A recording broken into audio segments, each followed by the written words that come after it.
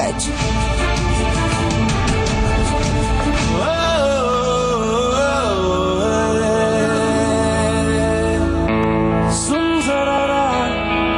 ये सुनी सुनी सी जो बात है दिल में, फिर जरा रो वही आसमां झुक रहा है तेरी राहों में। नमस्कार, आपके साथ मैं हूं निशि पूर्णिमा। मध्य प्रदेश के भोपाल शहर में आज से ठीक 30 साल पहले यानी कि 3 दिसंबर 1984 को एक भयानक औद्योगिक दुर्घटना हुई। इसे भोपाल गैस कांड या भोपाल गैस त्रासदी के नाम से जाना जाता है। भोपाल स्थित यूनियन कार्बाइड नामक कंपनी के कारखाने से एक जहरीली गैस का रिसाव हुआ, जिससे लगभग 15,000 से अधिक लोगों की जान गई और बहुत सारे लोग कई तरह की शारीरिक अपंगता से लेकर अंधेपन के भी शिकार हुए। भोपाल गैस कांड में जिस जहरीली गैस का रिसाव हुआ था, उससे कीटनाशक बनाने के लिए इस्तेमाल किया जाता था। मध्य प्रदेश की तत्कालीन सरकार ने 3,787 के गैस से मरने वालों के रूप में पुष्टि की थी, लेकिन दूसरे अनुमानों के मुताबिक 8,000 लोगों की मौत को तो 2 सप्ताहों के अंदर ही हो गई थी और लगभग अन्य उतने ही लोग रिसी हुई गैस से फैली बीमारियों से मारे गए थे। पूरे देश में आज के दिन को काला दिवस के तौर पर देखा जाता है।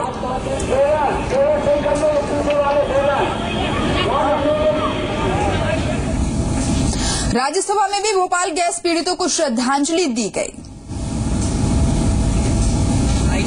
Of the 2nd and 3rd of December 1984.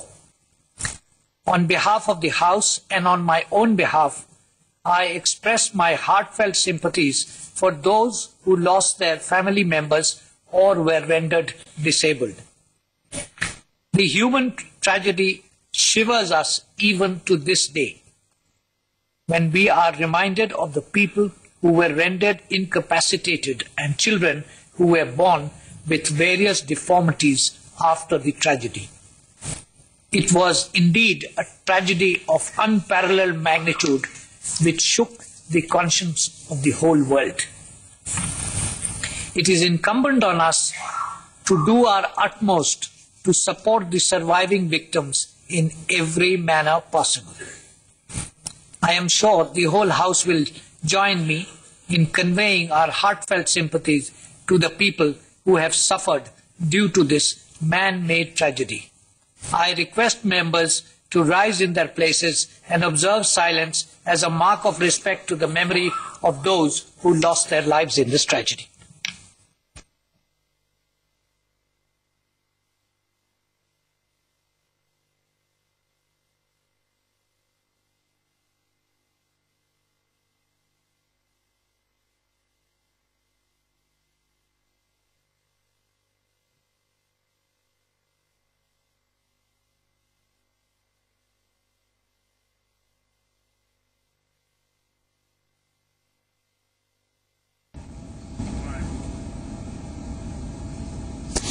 साल पहले आज के ही दिन कहर बरपा था, एक ऐसा कहर जो शायद कोई कभी न भुला सके।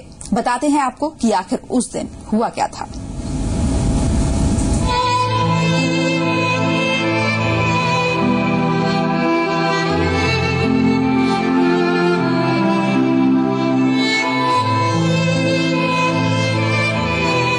तारीख 3 दिसंबर 1984।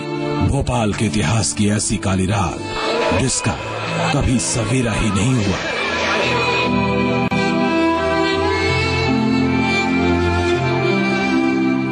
और जब सवेरा हुआ तो वो जहरीली हवा, अनगिनत लाशों और आसमान भेदती चीख पुकारों से भरा था। भोपाल में मौजूद अमेरिका की एक कंपनी यूनियन कार्बाइड से निकली जहरीली गैस ने सर्द रात में सोते लोगों को हमेशा के लिए सुला दिया। जो बचे वो जिंदगी भर के लिए अपाहिज हो चुके थे। इस कहानी की शुरुआत हुई एक विदेशी कंपनी से जो भारत में अपनी फैक्ट्री लगाती है। भोपाल के बेरोजगारों के लिए ये विदेशी कंपनी रोजगार की उम्मीद लेकर आई थी, लेकिन जल्द ही कंपनी में चलती गड़बड़ियां और मजदूरों के साथ हो रही जानलेवा लापरवाही परत दर परत उधड़ती जाती है, जो यकीनन किसी बड़े हादसे को लेकर अलार्म बजाती है। लेकिन पूंजीपति खतरे को लगातार नजरअंदाज करते रहे। 3 दिसंबर की सर्द रात में आखिरकार बड़ी लापरवाहियों ने अपना हिसाब चुकता कर लिया। करीब 15,000 लोग बेवक्त मारे गए। ये वो लोग थे जिनके हिस्से दूसरों की जानलेवा लापरवाही की सजा आई थी। 3 और 4 दिसंबर की दरमियानी रात भोपाल के लोगों के लिए त्रासदी बनकर आई। किसी के हिस्से मौत आई तो किसी के हिस्से मौत से बदतर जिंदगी। किसी ने हमेशा के लिए आंखें बंद की तो किसी ने उस रात के बाद फिर सुबह के उजाले नहीं देखे। दुनिया की भयंकर त्रासदियों में से एक है भोपाल गैस त्रासदी। ब्यूरो रिपोर्ट, जी मीडिया। भोपाल गैस त्रासदी ने भोपाल वासियों की पूरी दुनिया ही बदल दी है। 30 सालों बाद भी भोपाल की आबो हवा यूनियन कार्बाइड से निकली जहर उगल रही है। हजारों को मौत की नींद सुलाने वाला वॉरेन एंडरसन खुद मौत की नींद सो गया है। लेकिन दिल की टीस और भगवान से इंसाफ की आस भोपालियों को आज भी जगाए हुए है। 1984 1 दिसंबर तक हमारी बहुत खुशहाल जिंदगी थी, बहुत बेहतर जिंदगी थी। मेरी 28 साल की आई थी, मेरे 4 बच्चे थे। 2 दिसंबर की रात से हमारी बर्बादी शुरू हो गई, ये विदेशी कंपनी से। भोपाल गैस पीड़ितों की कहानी किसी डरावनी हिंदी फिल्म की कहानी की तरह है, जिसकी पटकथा सलीम जावेद की जोड़ी ने नहीं बल्कि वॉरेन एंडरसन ने 2 दिसंबर 1984 की काली रात में लिखी थी, जो एंडरसन की मौत के बाद भी बदस्तूर जारी है। जब वो रात याद आती है तो बस ऐसा लगता है कि अगर जिनकी वजह से, जिनकी लापरवाही की वजह से गैस लीक हुई, हजारों लोग मारे गए, अगर उनका सामना हो जाए तो हम लोग उनकी धज्जियां उड़ा दें। मेरा परिवार तो बहुत खत्म हो गया और आज हम 4 बहन भाई बचे, वहाँ की सब कुछ खत्म हो गया। 2 दिसंबर 1984 की उस काली रात को भोपाल गैस कांड के बाद लोग जान बचाने के लिए अपनों की जिंदगी को दांव पर लगाकर भागे जा रहे थे, ये जानते हुए भी कि मौत से भला कोई भाग सका है क्या। और दुनिया भाग रही थी। महिलाएं पेटीकोट ब्लाउज से थी, पुरुष चड्डी बनियान से। हमने वो मंजर देखा, आंखों में इतनी जलन हुई, इतने आंसू बहे कि एक दूसरे से बात करने की मोहलत नहीं मिली। आधी रात को हवा के झोंके के साथ आई मौत ने किसी माँ से जिगर के टुकड़े को छीना तो किसी का सुहाग ही उजाड़ दिया। भोपाल की यूनियन कार्बाइड कंपनी से निकली गैस में कईयों का सब कुछ खाक हो गया। ऐसे में आज भी लोग इंसाफ की आस में हाथों में मशाल लेकर सरकार से गुहार लगा रहे हैं और आरोप लगा रहे हैं कि सरकार 30 सालों से विश्वासघात कर रही है। किसी के खिलाफ कोई आपराधिक प्रकरण नहीं दायर कर रही है। सुप्रीम कोर्ट संज्ञान ही नहीं ले रही कि आपराधिक मामला है। लोगों को बनने दिया गया, मारा गया एक तरीके से। इस आपराधिक मामले पे कोई कार्यवाही सुप्रीम कोर्ट की ओर से नहीं हो रही है। इसलिए मैं बोलता हूँ 3 हादसे हुए। पहला औद्योगिक हादसा जिसको सब जानते हैं, दूसरा वैज्ञानिक हादसा और तीसरा न्यायिक हादसा। भोपाल गैस कांड के पूरे 30 साल बीत गए हैं, लेकिन भोपाल की मिट्टी और आबो हवा आज भी जहर उगल रही है। लोगों की रगों में खून नहीं, यूनियन कार्बाइड से निकला जहर दौड़ रहा है। हजारों लोगों को मौत की नींद सुलाने वाला वॉरेन एंडरसन भले ही आज मौत की नींद सो गया हो, लेकिन भोपाल के लोग 30 साल बाद भी चैन से सो नहीं पाते। आज भी सबके दिलों में वॉरेन एंडरसन की दी हुई टीस और भगवान से इंसाफ की आस बाकी है। भोपाल से सीमा मोहर्मा के साथ ब्यूरो रिपोर्ट, जी मीडिया। भोपाल गैस त्रासदी को लेकर बनी film Bhopal a prayer for rain 5 दिसंबर को रिलीज हो रही है। फिल्म में हॉलीवुड और बॉलीवुड की कई जानी मानी हस्तियां नजर आएंगी। रिलीज से पहले ही फिल्म काफी सुर्खियां और सम्मान बटोर चुकी है।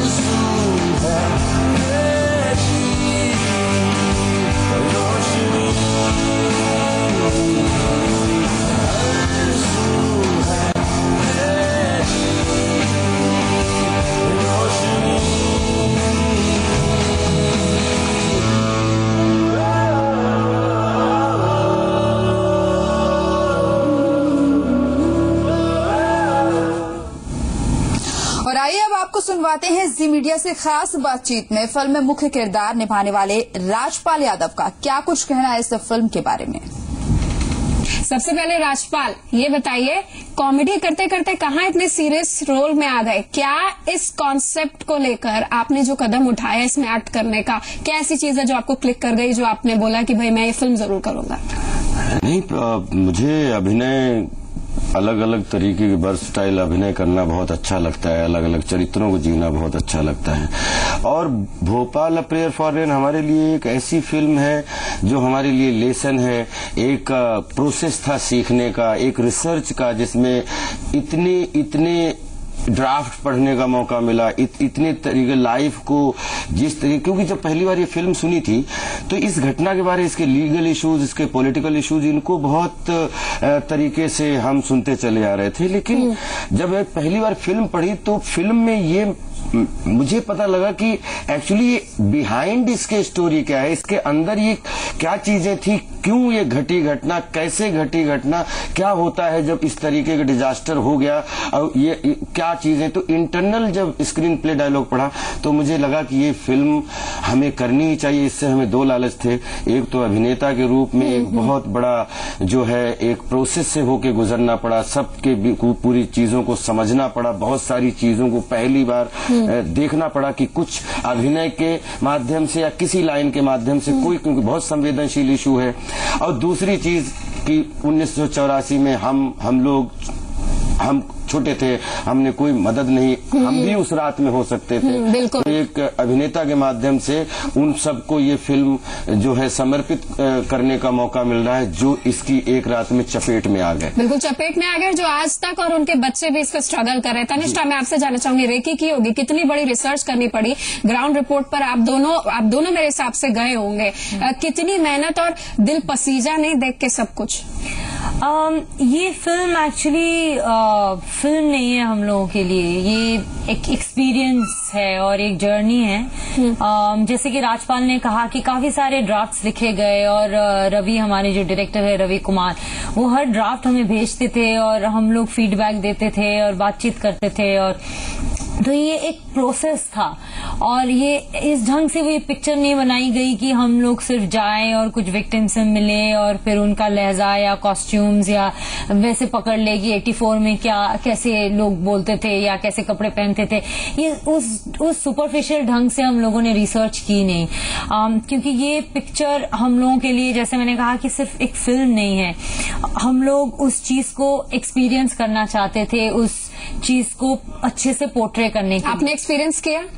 हाँ, क्योंकि हम लोग जब किरदार निभाते हैं, जो छोटी छोटी सीन्स हैं ना हम लोगों के बीच में, जैसे राजपाल और मेरे बीच में, क्या होता है कि एक डॉक्यूमेंट्री और एक फिक्शन का डिफरेंस ये है कि डॉक्यूमेंट्री या न्यूज में हम नंबर्स देते हैं कि चलो 15,000 लोग रात को उस रात को मतलब डिजास्टर में मर गए, वो नंबर होता है। लेकिन जब हम फिक्शन करते हैं तो एक पर्टिकुलर फैमिली की ट्रेजेडी जो है उसको लेकर बातचीत कर रहे हैं। तो जब पर्टिकुलर पे आ जाते हैं मास नंबर से, तो आपको उस चीज को पोर्ट्रे करने के लिए एक्सपीरियंस करना ही पड़ता है।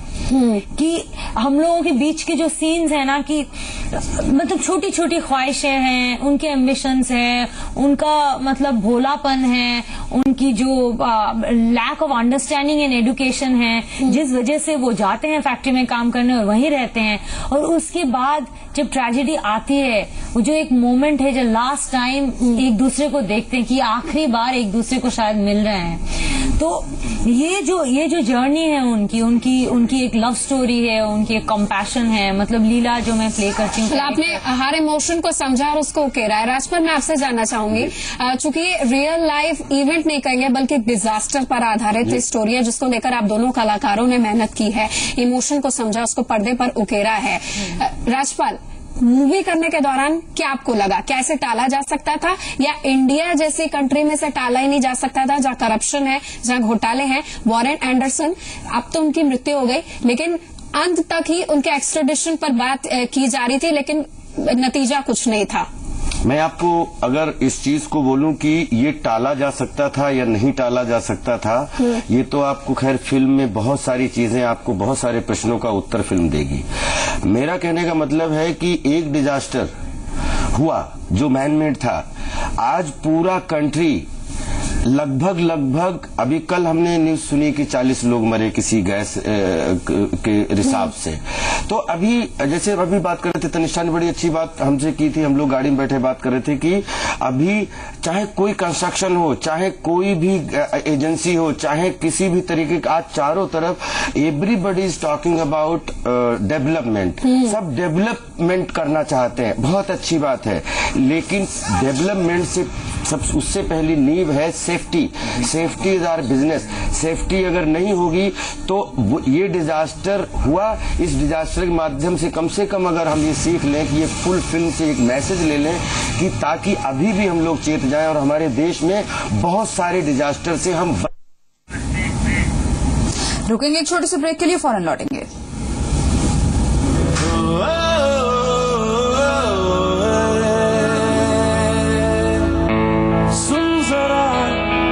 ये सुनी सुनी सी जो बात है दिल में, फिर जरा लो वही। आसमां झुक रहा है तेरी राहों में।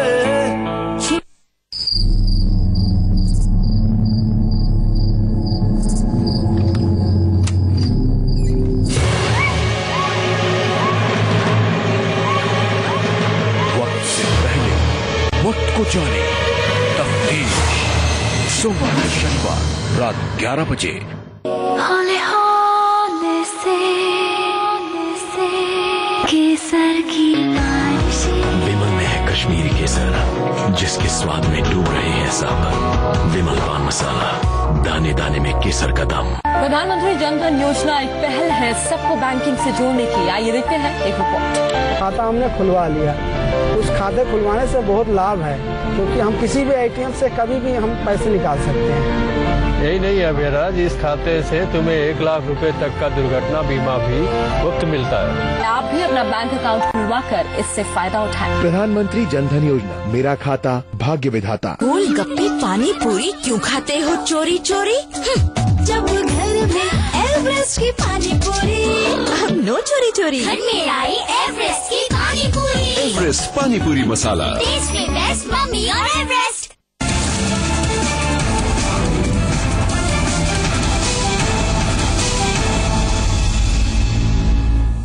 और छत्तीसगढ़ के सुकमा नक्सली हमले में 14 जवानों की शहादत के बाद अब सरकारी एजेंसियां आपस में भिड़ गई हैं। सीआरपीएफ ने गृह मंत्रालय से खुफिया एजेंसी की शिकायत की है, तो वहीं आईबी की दलील सीआरपीएफ को कटघरे में खड़ा कर रही है।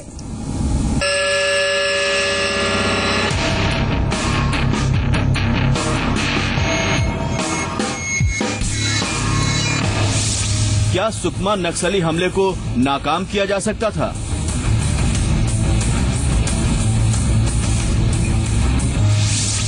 क्या सीआरपीएफ के 14 जवानों की जान बचाई जा सकती थी? छत्तीसगढ़ के सुकमा की ये वही जगह है जहां नक्सलियों ने घात लगाकर सीआरपीएफ के जवानों पर हमला कर दिया। हमले में 14 जवान शहीद हो गए। मंगलवार को सुकमा गए गृह मंत्री राजनाथ सिंह ने घटना में खुफिया चूक की बात मानी है। माओवादियों की कार्रवाई को मैं पूरी तरह कायम रखूंगा। यह एक चुनौती है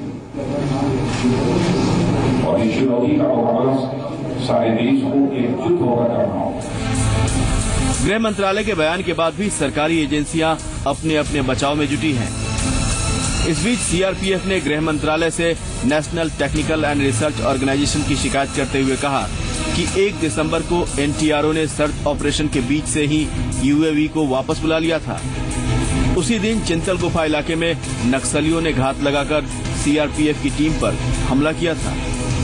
इस वक्त हम कचलपाड़ा में हैं, जहां पर वो घटना हुई है, जो मुठभेड़ के बाद जिस तरह की घटनाएं सामने आई हैं, आपको हम बता दें, ये वो गांव है जहां पर घटना हुई। और इस गांव की हालत आप देख सकते हैं, यहां पर न तो अस्पताल है, न ही यहां पर किसी तरह की सुविधा है। सड़क भी अभी तक बनी नहीं है। एमएचए ने भी खुफिया एजेंसी आईबी को फटकार लगाई है।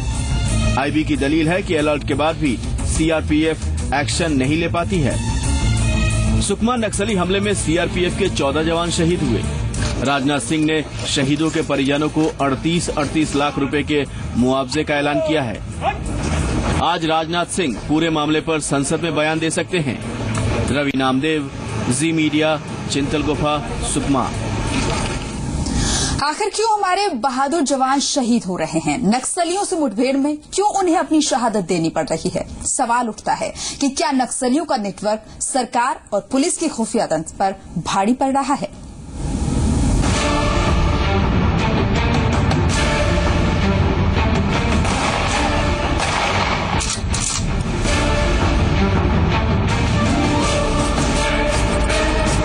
चिंता गुफा हमले के बाद ये बहस फिर तेज हो गई है कि क्या नक्सलियों के खुफिया तंत्र के आगे पुलिस का खुफिया तंत्र फेल हो गया है।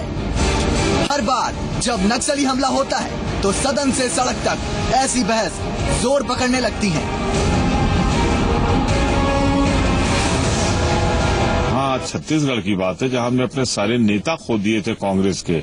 वहां तो प्रदेश में भी उनकी सरकार है, केंद्र में भी उनकी सरकार है। मैं मानता हूं इसके लिए अगर कोई सीधे जिम्मेदार है तो छत्तीसगढ़ की सरकार और केंद्र सरकार दोनों जिम्मेदार हैं। साफ है कि नक्सलियों ने बेहतर प्लानिंग और मजबूत नेटवर्क से ही इतने बड़े हमले को अंजाम दिया। नक्सली उस इलाके और जंगल के चप्पे चप्पे से वाकिफ थे। उन्हें वहाँ की हर छोटी बड़ी जानकारी मालूम थी। वो वहाँ रहने वाले लोगों की भाषा और बोली जानते थे। उनके बीच घुल मिलकर उन्होंने अपना नेटवर्क तगड़ा कर लिया था। जबकि सुरक्षा बलों और पुलिस को उस इलाके के बारे में ज्यादा जानकारी नहीं थी। खुफिया तंत्र को इस इलाके में नक्सलियों के इतने बड़े जमावड़े और मूवमेंट की जानकारी क्यों नहीं थी? एरिया डोमिनेशन, सर्चिंग और मुठभेड़ के बारे में बिना जानकारी लिए जवानों को सर्चिंग के लिए क्यों भेजा गया?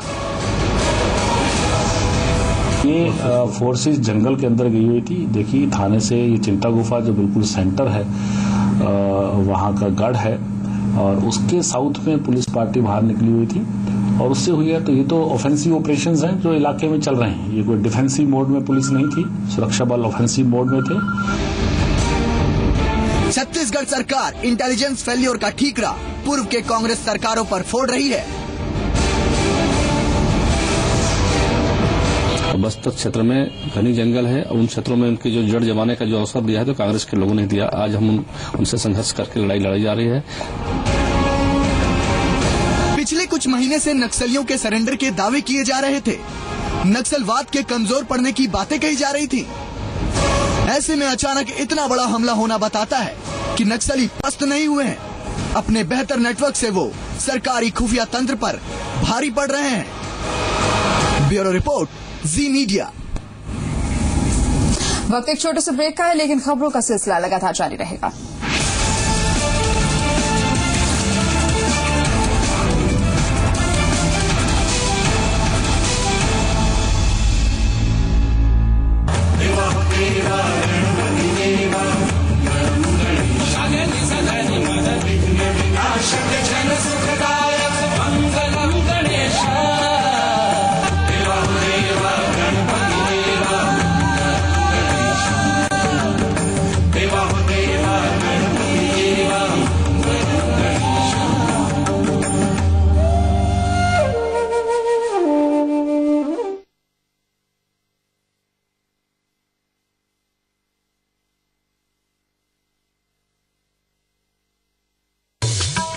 संस्कृति का परिचय है, सुरों की भक्ति, कला के नवरस में डूबी कलाकारों की अभिव्यक्ति,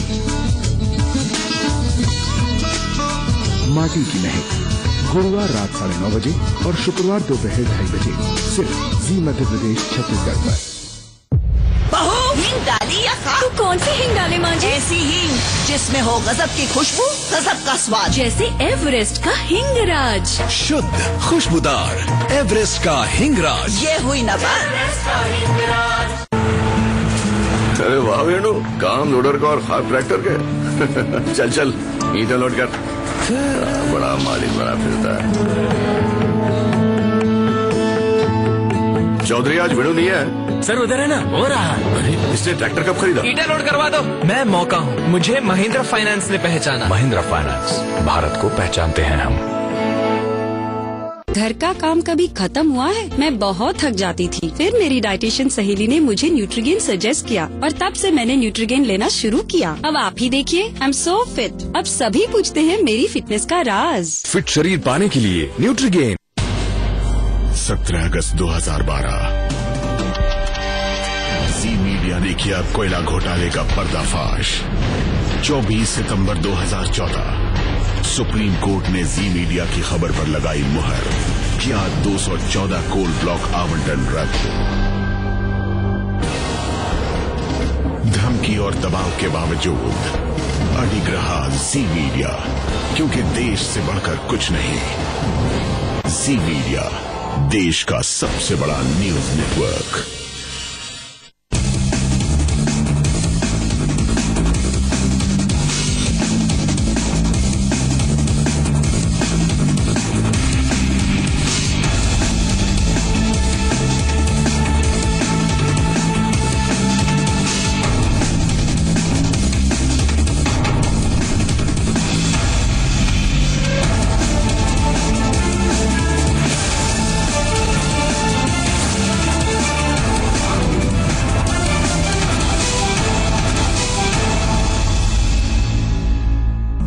हेडलाइंस के प्रायोजक है मुल्तानी कूका कफ सिरप, तुरंत असर दिखाए और खांसी को कहे गुड बाय।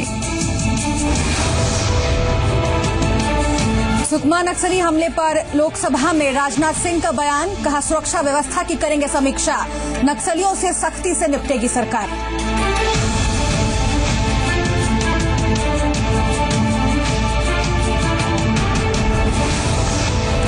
सुकमा हादसे पर बोले शिवराज, नक्सलियों को छोड़ना होगा हिंसा का रास्ता, शहीदों के परिवार को 10 लाख रुपए और नौकरी पर होगा विचार।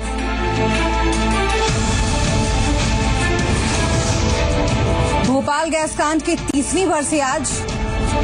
बरकतुल्ला लाइब्रेरी के सेंट्रल भवन में सर्वधर्म सभा का आयोजन। सीएम शिवराज ने मृतकों को दी श्रद्धांजलि। बाबूलाल गौर और नरोत्तम मिश्रा भी रहे मौजूद। ग्वालियर में एसआई की गोली मारकर हत्या। चेकिंग के दौरान बाइक सवार 2 बदमाशों ने बहोड़ापुर थाने के एसआई को मारी गोली। लूटपाट की नीयत से 2 अन्य लोगों पर की फायरिंग, दोनों की हालत गंभीर।